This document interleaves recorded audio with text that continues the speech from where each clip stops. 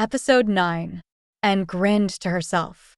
Maeve wasn't wrong in the slightest, and arrived at the cafe they had decided on well before Lexi did. She found a table by the window that she could people watch and ordered a chai while she waited. Even though the weather hadn't quite changed to the autumnal vibe that she loved so much, the rich smell of the milky chai tea had a homey, almost Christma-sy feel to it. Secretly, and was panicking. She had left home to move in with a man she knew only by reputation and was going to be married to him for the next 5 years. Right now, she wanted the security that the feeling of home gave, and the memories that the smell of chai tea evoked within her were the closest that she would ever come to being wrapped in her mother's reassuring embrace again, and was acutely aware of the gaze of the cafe's visitors on her. It was starting to make her feel a little uncomfortable when she saw Levi jump out of a taxi through the window and hurry inside. She stood squinting in the doorway, her beautiful golden eyes scouring every face quickly before landing on and her face split into a huge grin. She lifted her arm and waved, shouting across to her loudly, uncaring of the disapproving glances she was receiving from the other customers. "Hey! Did you order yet?" Lexi yelled, and stifled a laugh and grinned back, shaking her head as she lifted her festive-looking glass and pointed to it. "Chai already?" she yelled, wrinkling her nose in disgust. "Fine, I'll order a drink for pansies and we'll decide on food in a sec, okay?" Lexi finished rolling her eyes as she made her way to the counter, and sniggered as an older woman attempted to berate Lexi for being obnoxiously loud and watched with a serene expression as Lexi quickly put her in her place. She had missed this. Life had been eventful with Lexi at her side through school. They had been inseparable. It was a bonus that she had been as averse to Ada as and was, but she had never been sure if it was out of loyalty to and or not. The reasoning didn't really matter, but she was pleased that, even though they were spreading their wings in the world of adulthood, some things never changed. "Oh my God, what is wrong with some people?" she exclaimed in disbelief as she sat down, shaking her head and throwing her bag onto the chair next to them. "Too human for your liking?" and answered dryly. She accused me of being obnoxiously loud, which she found rude and offensive. When I asked why she was here being offended and not dying in a retirement home somewhere, she seemed surprised and offended again that I would dream of saying such a thing. She just labeled me as obnoxiously loud, rude, and offensive. What the fuck did she expect me to say? She snorted and resisted the urge to cackle loudly as she shook her head despairingly and sipped on her espresso. "I don't know how you can drink those. They're so bitter," and commented as she gestured to the tiny cup that Lexi held gracefully in her hands. "Because it's as black as my soul," she whispered conspiratorially with a sweet smile. This time, and did laugh. She had missed Lexi's dry humor and wit terribly. "Listen, Tiger, what's going on with you and Brad, she asked, placing her cup down and staring intently into Anne's eyes. And sighed and glanced out the window. "News travels fast then, huh?" "I'm surprised you haven't seen it if I'm honest," Lexi answered as she leaned to the side and began rummaging through her bag. "Seen what?" and frowned. Lexi scrolled through her phone until she found what she was looking for and handed it to and, "What the fuck is that cretin doing marrying your man?" she hissed angrily, and glanced down at the news bulletin that had flashed up on the screen in the entertainment news. Heir to Crystal Pack no longer in running for next Alpha King, ditches fiancé and plans to marry her sister. Click here for the full story.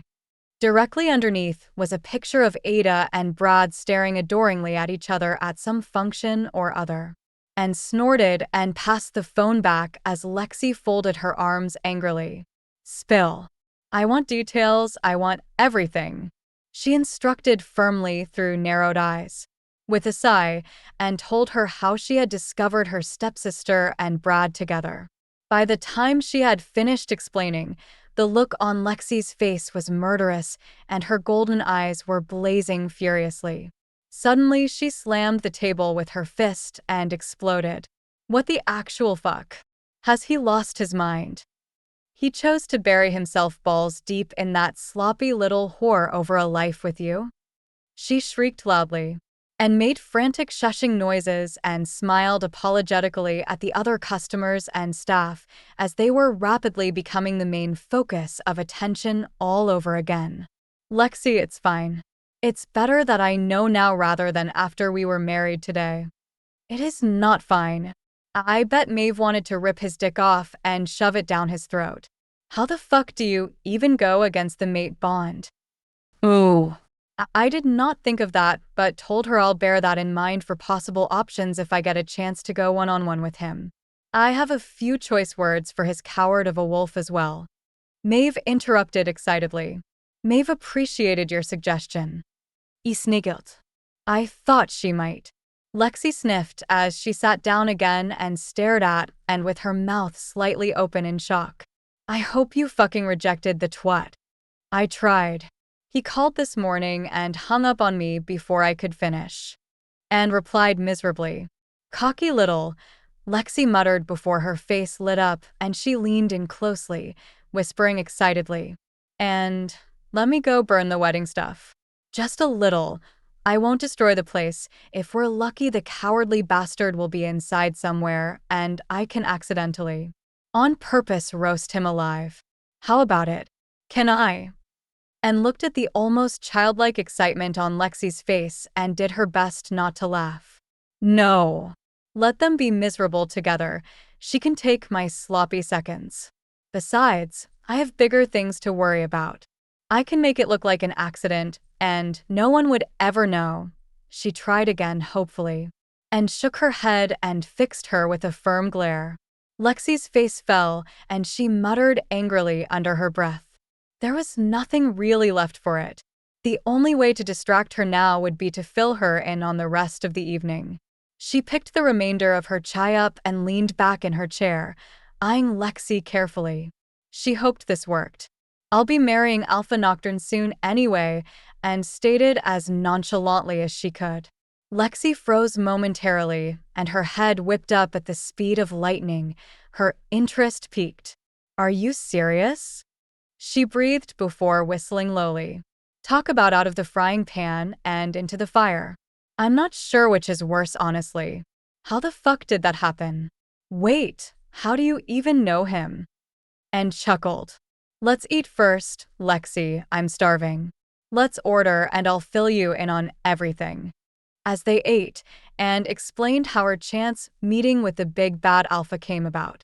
She was careful to leave out the details about the curse on the Alpha and the unknown threat he faced, but she was comfortable revealing at least this much to Lexi. She would take the secret to her grave if needed, rather than betray those she thought of as family. When they were done, Lexi sat back contemplatively and massaged her stomach as she greedily eyed the desserts on display at the counter. You can't possibly be able to fit more in. And exclaimed incredulously, Is that a challenge? Lexi gasped with mock horror, because it sounds very much like a challenge. Very well, I accept, she said, deftly answering her own question as she stood and hurried over to choose a dessert, and snorted loudly as she hunted for her phone, which had just started ringing incessantly in the depths of her bag. She had forgotten to turn the ringer off, and yet again, more irritated glances were being directed her way. She glared furiously at the caller display and rejected Brad's call as she fumbled with the volume control to switch it onto vibrate.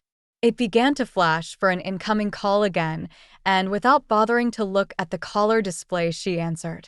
For fuck's sake, what? I don't want to talk to you. If you didn't understand what I said the first time, Brad, I don't have the time nor the crayons to waste on explaining it to you. She hissed angrily into the phone. A resounding silence met her furious tirade before the nervous sound of a throat clearing could be heard. Just so you know, this isn't Brad, and I bet he'll wish that he wasn't himself either when you do finally get a hold of him. The voice on the other end of the phone said with a dry chuckle. Full story is available at novelpalace.com. Click the link in the comment section to get it free.